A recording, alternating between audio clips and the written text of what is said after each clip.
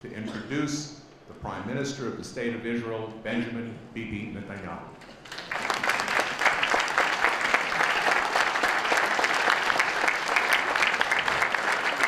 Thank you. Listen to them, but you're wonderful, and I appreciate deeply the sentiment and the thought that accompanies your words. It's good to see my old friend Mort Zuckerman here with the other past presidents. You tell it like it is, fearlessly, and you always speak out for Israel, and you write for Israel. I hope people read it on print, but don't be discouraged if you have to move on to electronic pages. And of course, I'm delighted to be with Malcolm Hoenlein. I'll tell you something about Malcolm in a minute.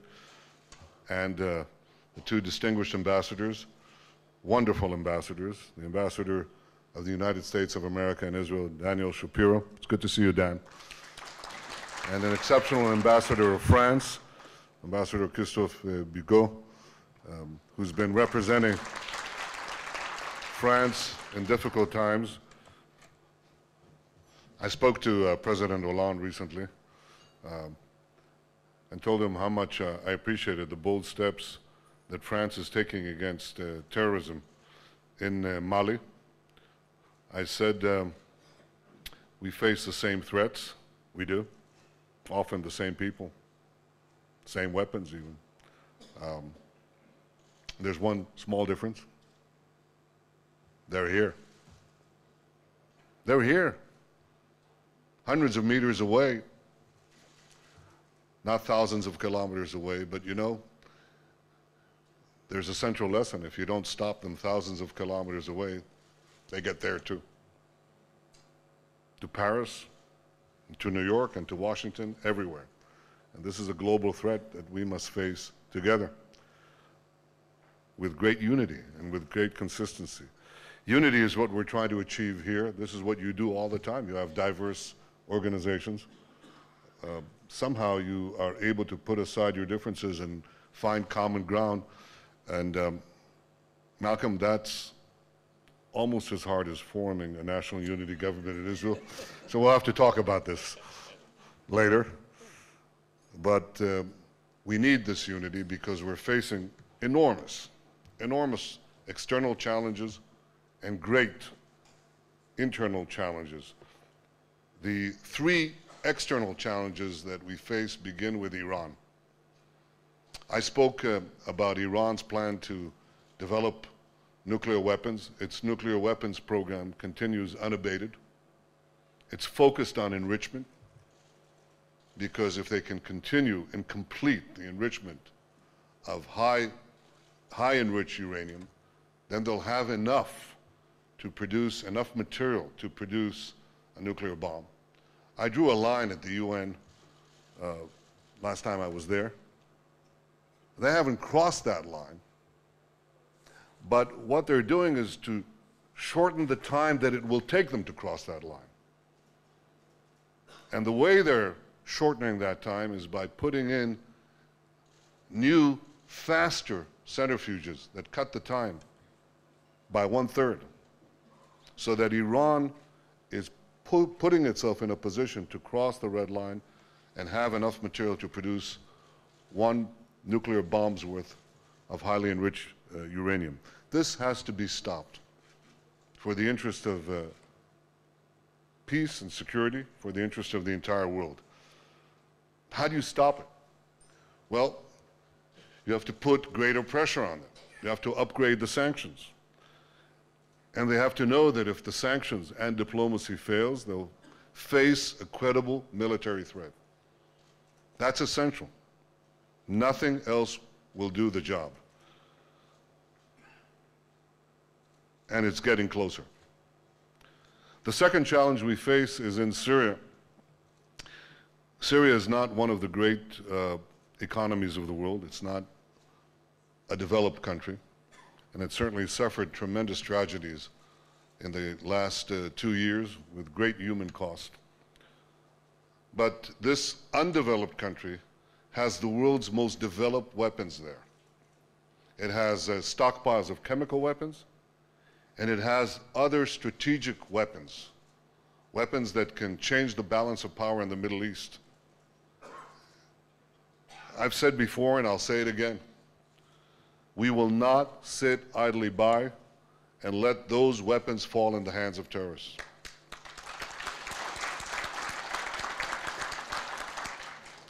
And we have a third challenge, which is to advance a solid, secure peace with the Palestinians.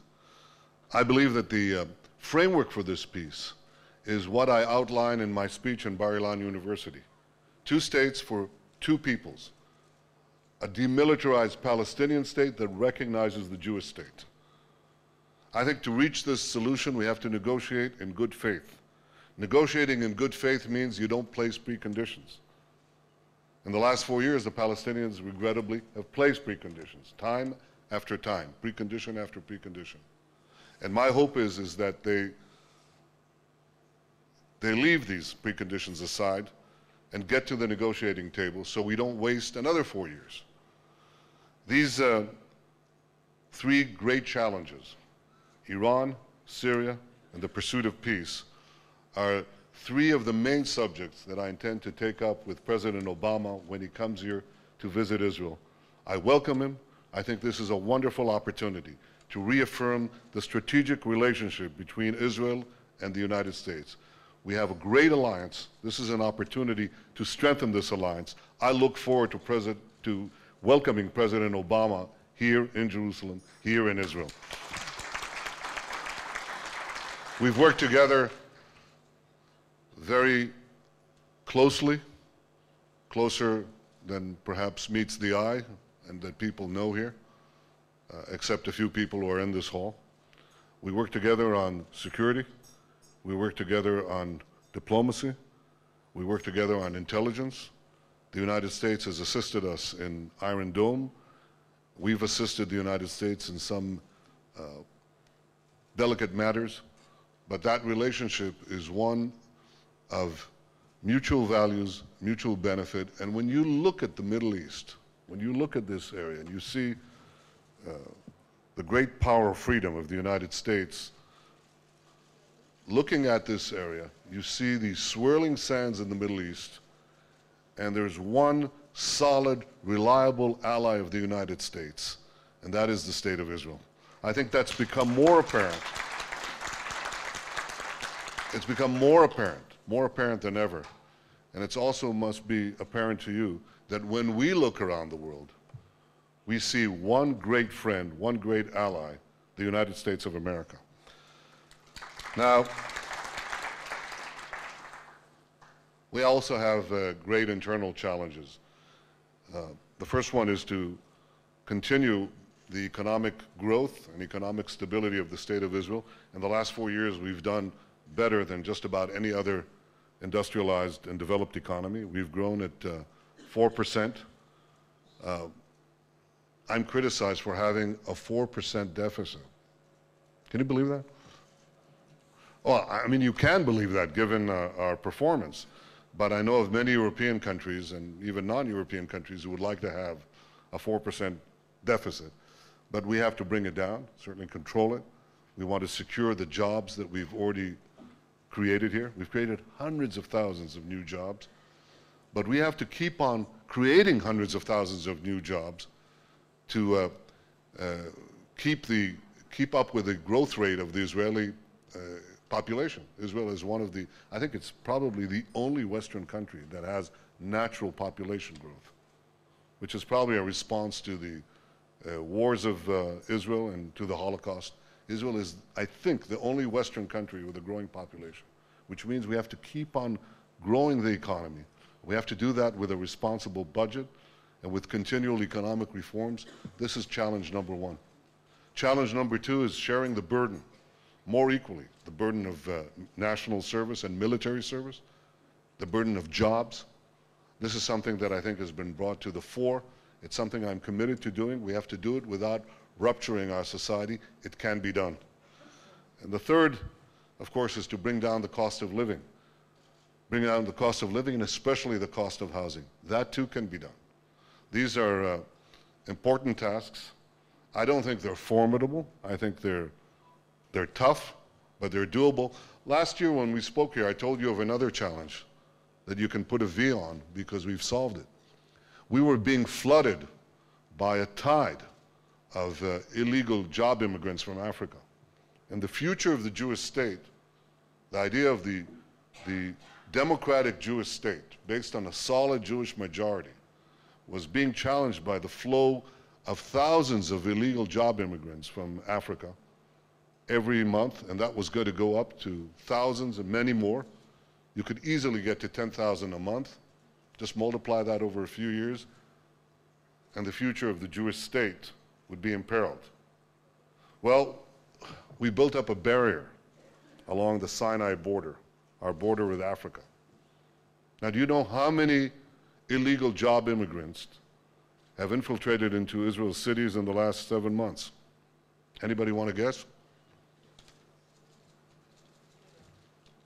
Who said that?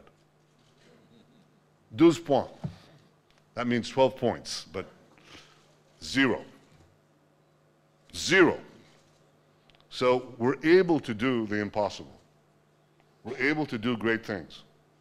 But we're able to do it only if we unite to do them.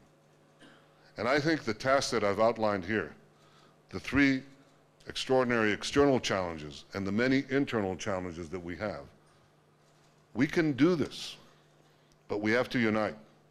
We don't have the luxury to be divided. We don't have the luxury to put sectorial interests or personal interests ahead. We have to form a broad national unity government. And as a result of this need and the experience you've had, I have an announcement to make. Since Isaac Molcho is going to work not in the negotiating team, but has to continue on the negotiating peace and advancing peace with the Palestinians. This is a ruling that we received. I've decided to include the unity specialists here. Malcolm, would you join our negotiating team? Could we borrow him, Richard, for a month? It could help me, it could help us, but in all seriousness, what we have is this unity among us. We'll achieve a government here that maximizes unity, and I know that we'll work together with you to maximize Jewish unity in the United States, in the Jewish communities around the world, and here in Israel, to secure the future of the one and only Jewish state. I thank you for what you've done. I thank you for what you'll be doing. Thank you very much. Thank you all. Only too happy to get rid of me. To let me go for a period. Well, last year, everybody could be seated for a minute. Last year, you remember, we gave you Sefer Bereshit of a new series of this very special Chumash, and you told us then that you, on Saturday afternoons, study, and especially with your children. So we asked them to hurry up, and we got the first edition of the Sefer Bereshit of the series, which is really quite a beautiful artwork Chumash. But you know that the first Rashi in Chumash addresses the question, why does the Torah begin with the creation of the world and not the first mitzvah? And the answer that they wrote more than 1,000 years ago, Rashi, quoting his father, says, because the time will come when the nations of the world will say, you stole this land, listim atem, you're robbers. And you will say to them, God created the earth, he gave this to Abraham for his children through Yitzchak and Yaakov to all the generations that will follow. And that there's no UN resolution, there's no condemnation, there's nothing that can break that bond. And so we present this to you as our commitment that they cannot break the bonds between us, with you, with your government, with the people of Israel, with the state of Israel. It's an eternal bond. No Nazis, no communists. No one could break it because it's an eternal bond that starts here. That's one.